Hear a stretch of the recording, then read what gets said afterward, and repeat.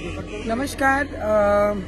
ज्या पद्धतीने मीडियामध्ये काही गोष्टी एडिट करून विरोधकांकडनं जे बातमी उलट दाखवण्याचे जे प्रयत्न करत आहे त्यांना सगळे ऑपोजिशन वाल्यांना माझं एक सांगणं आहे की या देशामध्ये या देशाची जनतेसोबत जे उमेदवार आहे ते भारतीय जनता पार्टीची एक उमेदवार म्हणून अमरावतीमध्ये आज आम्ही सगळे मोदीजींचे नावाने लोकांकडे जात आहे, मोदीजींचा नमस्कार सांगताय, मोदीजींचे विकास कामं आम्ही सांगताय आणि पूर्ण देशामध्ये कोणताही ऑपोजिशन व्यक्ती त्यांच्या समोर नाही.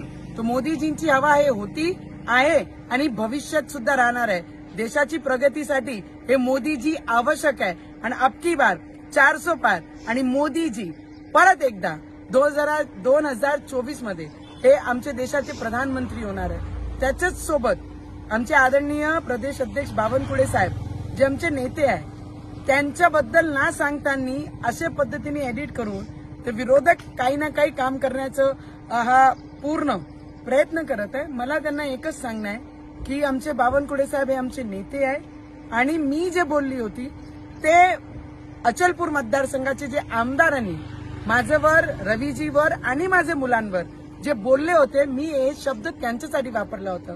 मला असं वाटतंय विरोधकांनी हा सगळी यंत्रणा करण्यापेक्षा लोकांमध्ये जाऊन लोकांच्या हिताकरिता आपण बोललो पाहिजे, नाही की हा गलिच्छ राजकारण करण्याचा प्रयत्न आपण सगळ्यांनी केला पाहिजे.